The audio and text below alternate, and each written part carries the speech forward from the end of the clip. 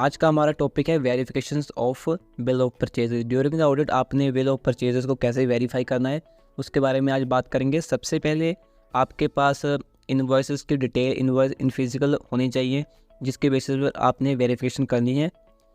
उसके बाद आप क्या करोगे, जो भी आपके पास इनवॉइसेस आएंगे अगर किसी एसेट्स के परचेज के रिलेटेड है देन आपने उसको मैच करना है फिक्स्ड एसेट रजिस्टर के साथ कि क्या जो इनवॉइस आपके पास पर्टिकुलर डेट के हैं क्या सेम एसेट की एंट्री फिक्स्ड एसेट रजिस्टर में हुई है या फिर नहीं है। तो बिल ऑफ परचेजेज इनवॉइसेस के साथ आप उस चीज़ को कंफर्म कर सकते हो।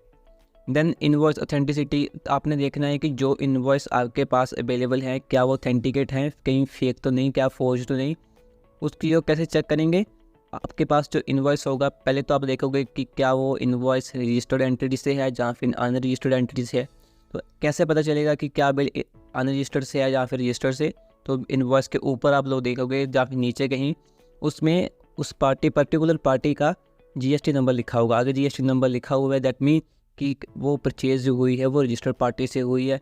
तो रजिस्टर्ड पार्टी को चेक करने के लिए कि क्या वो कहीं नंबर बिल इनवॉइस फेक तो नहीं है, उस नंबर जीएसटी नंबर को आप जीएसटी पोर्टल पर जाकर चेक कर सकते हो, उसका एक्टिव स्टेटस पता कर सकते हो कि बिजनेस किसके रिलेटेड है, प्रोपराइटर का क्या नाम है, कॉन्ट्रैक्ट नंबर, उसका कैंसिलेशन तो नहीं चल रहा, कि सस्पेंड तो नहीं किया गया, एक्टिव है या इनएक्टिव है। तो जो ये सारी चीज़ें आप जीएसटी पोर्टल पर जाकर पर्टिकुलर एंट्री के रिलेटेड उसकी जीएसटी नंबर के थ्रू चेक कर सकते हो।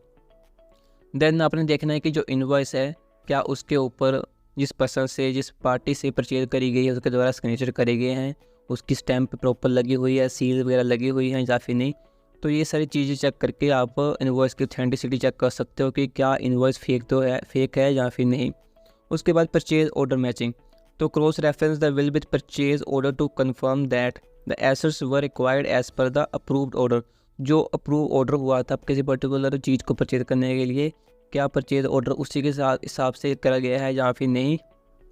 Then assets inspection, if possible physical inspections a sample of assets mentioned in the bills to verify their existence condition and alignment।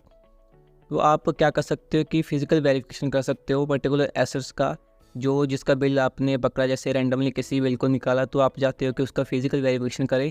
तो आप फिजिकल में देख सकते हो कि क्या जो बिल अवेलेबल हैं सेम अमाउंट का, सेम क्वांटिटी का, सेम प्राइस का हमारे पास वहाँ पर एसेट एग्जिस्ट करता है या फिर नहीं। क्योंकि जैसे आपने महाभारत में सुना होगा कि अश्वत्थामा मारा गया, तो अश्वत्थामा मारा कोई गया था लेकिन प्रेजेंट कोई और करा गया था।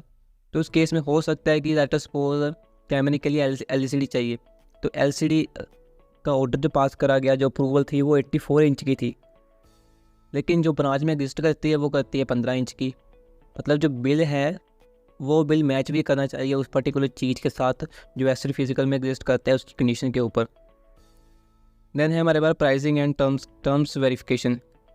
तो उसके बाद आपने देख लेना है कि जो इनवॉइस आया है उसमें कोई डिस्काउंट वगैरह है, टैक्सेस वगैरह है, उसकी एंट्री प्रॉपर बैंक ने उसकी जो भी ट्रीटमेंट है, एडजस्टमेंट है बैंक के द्वारा करी गई है या फिर नहीं। देन अप्रूवल कन्फर्मेशन में आप देखोगे कि जो परचेज ऑर्डर है उसके लिए बैंक के द्वारा कन्फर्मेशन अप्रूवल दी गई है या फिर नहीं। उसमें उसके रिलेटेड आप चेक कर सकते हो कि ब्रांच हेड ने सिग्नेचर करे हैं, स्टैंप वगैरह लगाई है या फिर नहीं। देन रिकन्सिलेशन, जो भी आपकी परचेज इनवॉइसेस हो गया उसको आप entries of the financial statement के साथ कंपेयर करके उसको आप रिकन्साइल कर सकते हो। Then documentation retention, ensure that all the relevant purchase document are retain for compliance and audit trial purpose. तो जितने भी परचेज के डॉक्यूमेंट हैं, इनवॉइसेस हैं, बैंक के द्वारा उनका प्रॉपर रिकॉर्ड मेंटेन करा गया है या फिर नहीं।